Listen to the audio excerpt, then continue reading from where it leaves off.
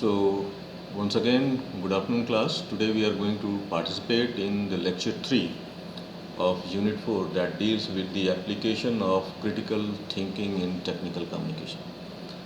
Now, this critical thinking is very important whenever we are reading any technical document, because whenever we read something, we try to interpret the meaning of that document, of that passage, and there are two meaning to that. One is the literal meaning, one is the शाब्दिक अर्थ जिसको हम बोलते हैं. If something is written in English, so one meaning that we interpret is that the literal meaning that we translate from English to Hindi. And there are certain meanings that are not explicitly mentioned. Those meanings are hidden, and for that purpose we have to read between the lines. We have to apply certain reasoning to find out those hidden meanings. So what are those hidden meanings? Those hidden meanings are called the assumptions, the inferences, the supporting argument, the weakening argument. So for this purpose we have to develop the critical thinking ability. So now what is critical thinking? According to Tittle, critical thinking is the judicious reasoning about what to believe and therefore what to do. Whatever information we have, on the basis of that information we apply certain reasoning, whether this information is true or not. If the information is true, so what conclusions can I make? What inferences can I make? So all these things constitute the critical thinking ability. According to Moore and Parker, critical thinking is the careful application of reason in the determination of whether a claim is true or not. So whenever we think judiciously, whenever we think logically, whenever we think rationally, we come across certain aspects of that passage, certain conclusions, certain inferences, and that ability to find out the other hidden meanings is called critical thinking. And it is very important tool for the executives who are going to make decisions. And that is why in the technical field, whether it is for the technical problem or business problem, this critical thinking ability is very, very important. Now, what are the elements of critical thinking?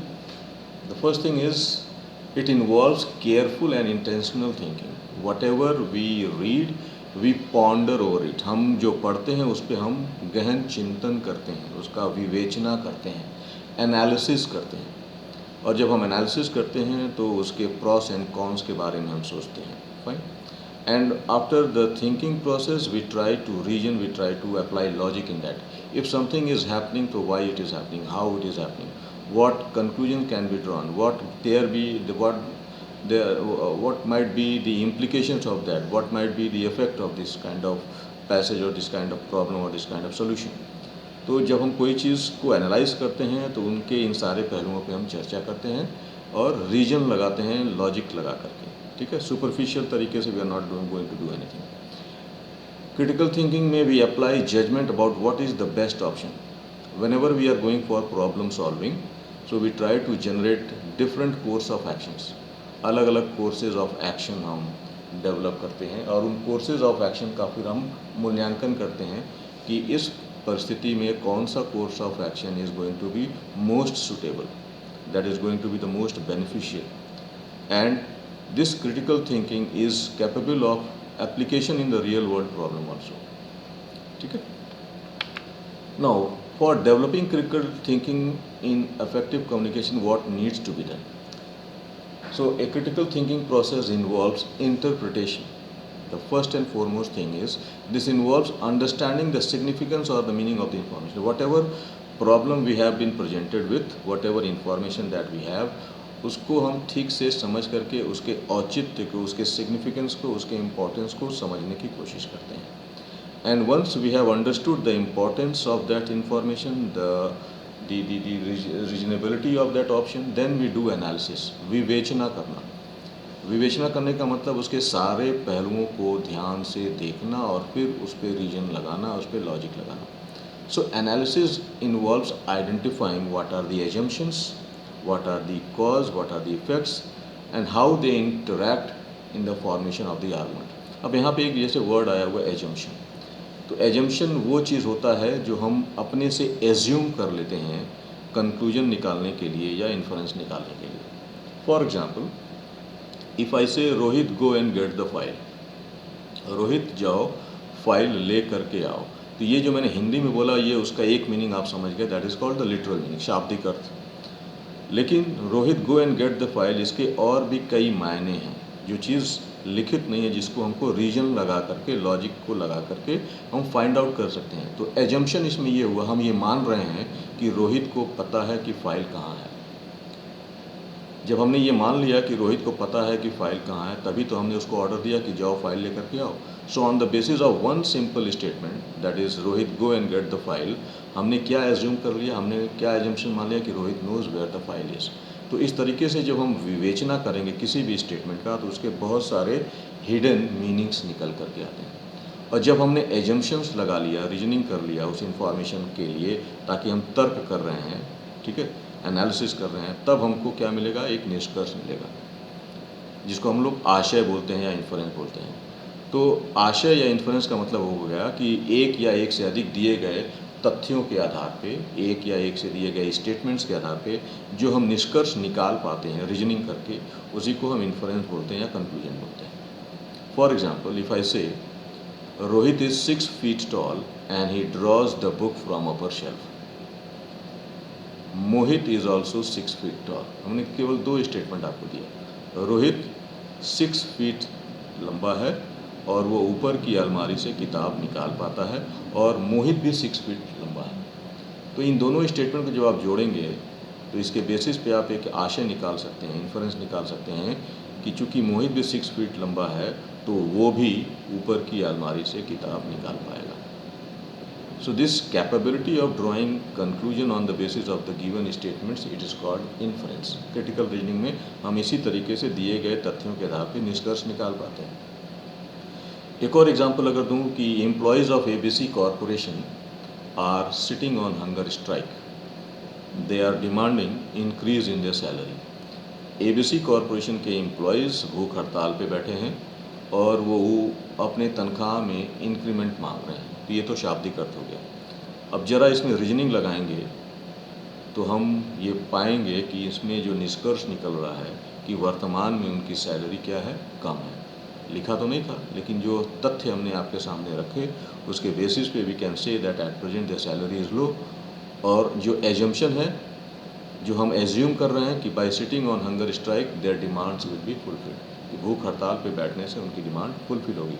So all these application of reasoning to find out your assumption, your inference, this is what critical thinking is all about. पहले हम interpret करते हैं, फिर analysis करते हैं, फिर निष्कर्ष निकालते हैं, फिर इवैल्यूएशन करते हैं। Evaluation means assessing the credibility of the source of information. जो हमारे पास इंफॉर्मेशन आया, जो हमारे पास तथ्य आया, वो कितना भरोसेमंद है, उसके क्या स्ट्रेंथ हैं, उसके क्या वीकनेसेस हैं, ये उसी पे डिपेंड करेगा। तो by evaluation we determine the credibility of the information and determining कि इस इंफॉर्मेशन का क्या प्लस पॉइंट है, क्या नेगेटिव पॉइंट है। And after evaluating then we move on for the explanation. इस इवैल्यूएशन के बेसिस पे हमने जो एजम्पशन निकाला, हमने जो कंक्लूजन निकाला, उसको एक्सप्लेन करेंगे डिटेल में, तथ्यों के रोशनी में, क्राइटेरिया के आधार पे, ठीक है। और जो लास्ट पॉइंट है वो सेल्फ रेगुलेशन, कि हमको ये सुनिश्चित करना पड़ेगा कि जो हम ये रीजनिंग लगा रहे हैं, जो हम ये एनालिसिस कर रहे हैं, दैट इज़ फ्री फ्रॉम बायस, वो किसी पक्षपात से परे है। And the process, the methodology, the quality of the information is all trust वर्दी। क्योंकि अगर यही चीज़ प्रश्न चिन्ह लग जाएगा तो जो निर्णय लिया जाएगा, जो एनालिसिस किया जाएगा, that will always be questionable. So for developing critical thinking, we need these steps. The first step is interpretation, then the analysis, then drawing the inference, that is conclusion, evaluating the credibility of the information, determining the strength and weakness, explaining all the regions, all the conclusion and the assumptions, and self-regulating for the authenticity of the information. Now, why this critical thinking is important? This critical thinking is important because on the basis of the logic that we apply, we are able to make a good and effective decision that is free from bias. एक अच्छा decision वही होता है जो objective हो। Objective और subjective दो word ऐसे हैं जिनके अलग अलग परिस्थितियों में अलग अलग मायने हो सकते हैं। आपने पढ़ा होगा कि ऑब्जेक्टिव क्वेश्चन आया था, इसका मतलब उसमें ऑप्शंस आते हैं। सब्जेक्टिव क्वेश्चन आया है तो उसमें हमको डिटेल में लिखना होता है। बट यहाँ पे जब हम निर्णय लेने की बात करते हैं, एनालिसिस करने की बात करते हैं, क्रिटिकल थिंकिंग के संदर्भ में ऑब्जेक्टिव का मतलब होता है कि ऐसा निर्णय, ऐसा एनालिसिस जो रैशनल है, जो लॉजिकल है और बिना किसी डिस्क्रिमिनेशन के और बायस के है। सब्जेक्टिव डिसीजन वो होता है जो व्यक्ति के अपने फीलिंग्स से प्रभावित हो जाए, पक्षपात हो जाता है उसमें। So for effective decision making we have to apply logic, we have to apply rationality, and for this purpose critical thinking is very important because it helps to make the objective decision.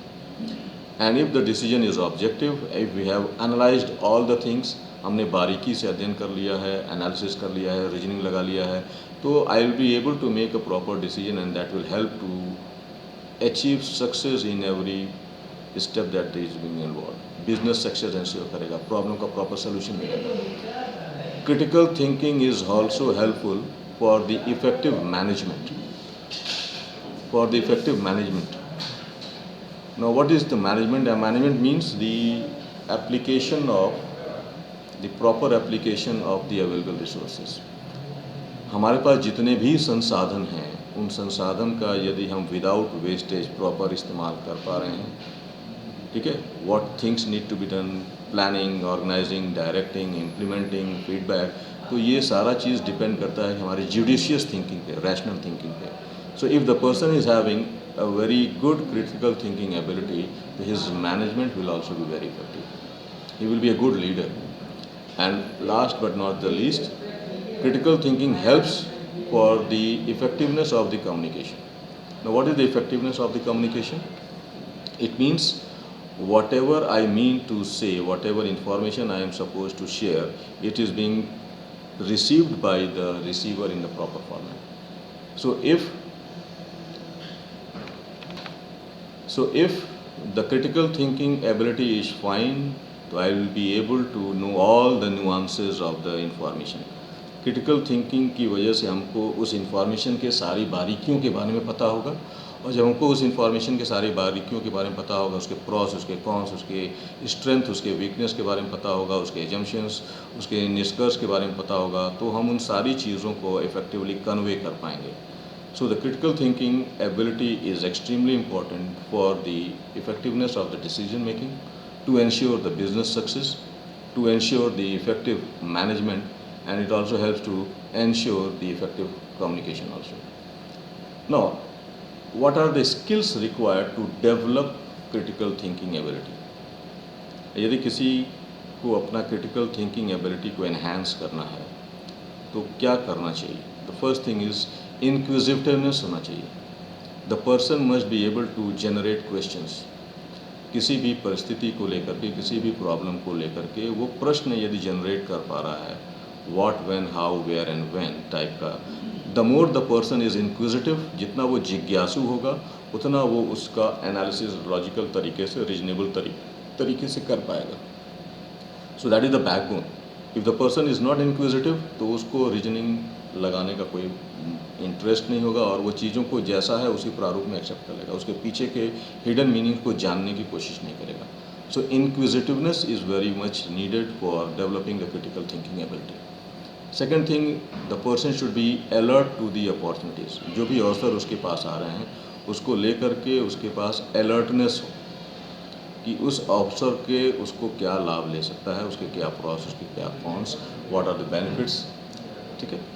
Then the person must have self confidence. यदि हम critical thinking apply कर रहे हैं तो हम assumption find out करने की कोशिश करते हैं, हम कंक्लूजन फाइंड आउट करने की कोशिश करते हैं, और हमारा जो निष्कर्ष है उसको लेकर के मुझे उसके प्रति कॉन्फिडेंस होना चाहिए। If I am not confident about my conclusion, if I am not confident about my finding, तो वो थोड़ा सा शेकी हो जाएगा। The person should be well inform. जितना ज़्यादा मेरे पास डेटा होगा, जितना ज़्यादा मेरे पास सूचना होगा, उन सूचनाओं का इस्तेमाल करके, उन पूर्व ज्ञान, उन अनुभवों का इस्तेमाल करके हम क्रिटिकल थिंकिंग एबिलिटी को एनहांस कर सकते हैं। जितना वेल इन्फॉर्म्ड रहेंगे, छोटा जानकारी रहेगा, सीमित दायरा रहेगा, तो will not be able to develop our critical thinking ability. Open minded होना चाहिए, means we should be able to accept challenges. मेरे नॉलेज के अलावा भी बहुत सारी ऐसी चीज़ें हैं जिनको हमको एक्सेप्ट करना पड़ेगा। एक्सेप्ट क्रिटिसिज्म ग्रेसफुली ऑल्सो, नई नई चीज़ों को जानने के प्रति जिज्ञासा होनी चाहिए, एक्सेप्टेबिलिटी होनी चाहिए। Flexibility is another important thing that is needed for developing the critical thinking. If I am wrong I should be able to make amend. अगर मेरे पास कोई इन्फॉर्मेशन है, मेरा कोई डिसीजन गलत हो गया, तो उसमें सुधार के अवसर होने चाहिए और उस सुधार के प्रति मुझ में फ्लेक्सिबिलिटी भी होनी चाहिए। आई should be fair minded. The person who is logical, the person who is rational, वो फेयर माइंडेड होगा, किसी के प्रति कोई पक्षपात, कोई बायस, कोई डिस्क्रिमिनेशन नहीं करेगा, ठीक है। और अपनी शॉर्टकमिंग्स को एक्सेप्ट करने भी आना चाहिए ताकि हम उस चीज़ को रिमूव कर पाएँ।